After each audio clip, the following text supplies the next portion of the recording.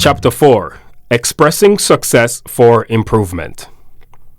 In musical pop culture, the more basic the expression, the more acceptable it is for the purest consumers.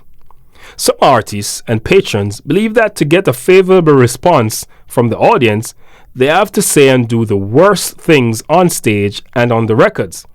So the topics remain in the primitive stages of misogyny, marginalization, and dogma. Shame and insecurity mark its message. The more powerful the lies, the better able it is to sell. How do you sell soul to the soulless?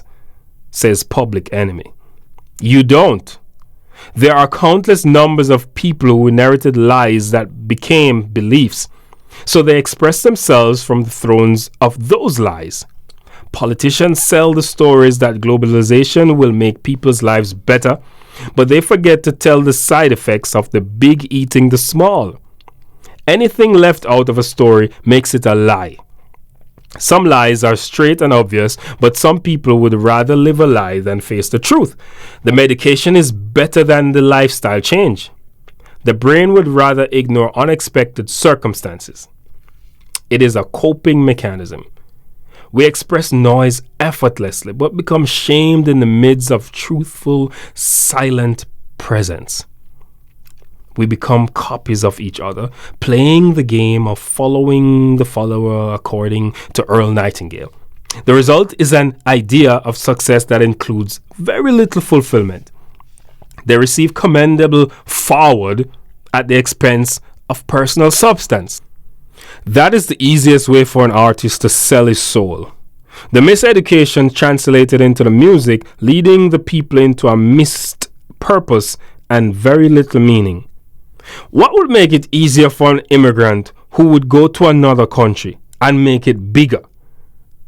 And then the natives who lived in the same country had the same resources for years. Free market system is not one of nature. According to Barack Obama in his book Audacity of Hope, it emerged from a painful system of trial and error. The benefit of a free market system has tested the beliefs of people. We have to examine what is true and what is not true. And what is not true must go. The free market system benefits the men and women pursuing their own self-expression, rooted in vision and happiness.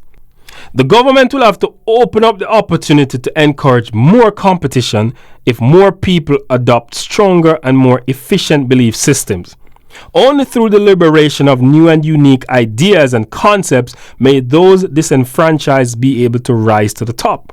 Romani Malco, a Trinidadian actor, in an interview on The Breakfast Club stated that we're living in a vicarious nation. People are not living, they're living through a screen.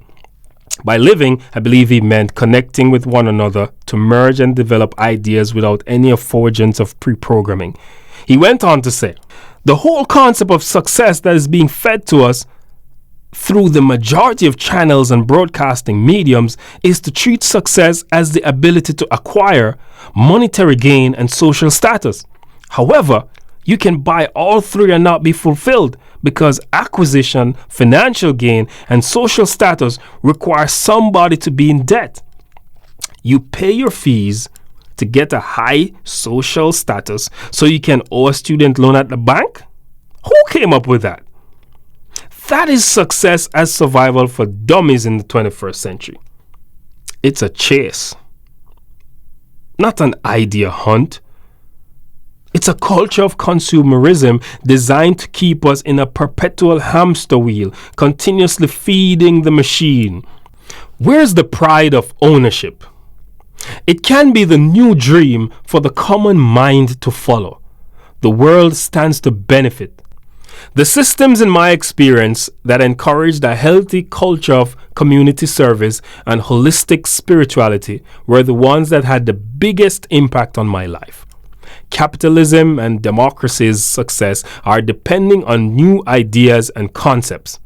If we base our lives on the ethics of service and doing the greatest good for the greatest number, we wouldn't be motivated to buy regularly and consume the latest Air Jordans or Air Yeezys for masturbating our souls. Instead, we would create more ideas as big as Nike and Yeezys, and the consumption of these will not be for fulfillment, but for the necessity of simple luxury. We would find joy in our families, our neighbors, and our spiritual self. The current Western economic institutions of learning should teach from this position. The old corporate formula of educating people for a workforce should stop. The school's motto that have labor at their core should change. Education should be for the development of human faculties rather than to feed a limited welfare state dependent on the haves and have-nots. Advertising and marketing are the biggest departments in every organization, and their influence go far and wide. The solid ideas agreed on in boardrooms become permanent fixtures in impressionable minds. You would be amazed to know how many people express themselves from the position of an advertising jingle. You're studied like animals in a zoo, like a caged lion. You're driven to acquire a home on a mortgage for the world to see as they pass you watering the lawn with an empty refrigerator. You choose a life of debt for the greater part of your non-pensionable years, all for show? Suism and freeism is the culture. No one wants to take responsibility. Everyone blames somebody else. So they sue and countersue.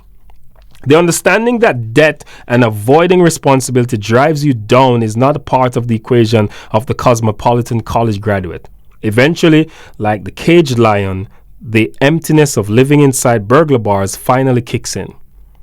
We know something is wrong. None of the material possessions, incentives, or hard work will do. It cannot do anything to make life more fulfilling. Sure, we can keep score, but I have not been able to have, neither have I known anyone who found authentic fulfillment in trinkets. I know a few people who have a lot of everything and they're feeling underachieved. You will not be taught this in public school systems. I had to learn this as time passed and by making choices. Without this knowledge, however, you will only go along to reduce yourself and reduce those around you to a safe judgmental level. So when you meet someone, the first thing you will want to know is where do they work or where they live, rather than who they are authentically. You will be part of the standardized citizenry who can pass an exam every time and lack any free ascending thought and originality. There is individual passion and excitement necessary in everyday life for you to face challenges. This passion and enthusiasm cannot come from acquiring trinkets and avoiding the authentic nature of your inner self. Your life's purpose is the treasure. I asked my grand aunt, who achieved much from life and is well into her 60s, what was her purpose? She responded that it was the best question anyone had ever asked her. She had never thought about it. She's a Jamaican immigrant living in the United States who worked very hard and over the years collected much. After I asked her that question, she decided to use her home as a house to house the elderly in the state of Florida. My grand aunt found her purpose well into her 60s. Your most important question as you search for meaning in life is, what is my purpose? Everything you express should come from this place. It is your everyday easygoing moments. It is the thing you would do if money was not a factor. The thing you may be overlooking because you are too busy keeping score is an elusive completion. Life will do nothing for your inner self unless you're happy with yourself and at peace. If you're not on this path, then the soul will ask politely for its freedom. You will express yourself in unorganized ways. You will become crazy and things will be a chaos instead of a cosmos. My formal education and its numerous tests and exams did not prepare me for the personal freedom to fail in a competitive environment. My social conditioning told me that I either pass or I fail. And failure was wrong. Although history says that most successful people are those who failed many, many times, many are they who did not adhere to the traditional beliefs of needing school for success but became successful. I have come to understand that the system of pass or fail is one of debt. It drives the economy of right or wrong, wins and loses. It's a system that teaches a 4-year-old child that if he wins a race at the prep school championship, everyone who came behind him is a loser. There are no losers, just people who haven't figured it out, and they're going for the win. In our mission to acquire, monetize, and secure status, we get morphed away from what personal expression and success entails. People go to the mall, to church parties, wellness retreats, fly to a business meeting, have babies, have sex, respond to sensual stimulus, and other events in their search for this success. Eventually, coming to the realization that something is missing, a panacea that will cure the loneliness, eliminate boredom, and set the course for personal fulfillment. What I know for sure is we need to know that someone cares for us. We need to care for somebody. And we need to work for more than money.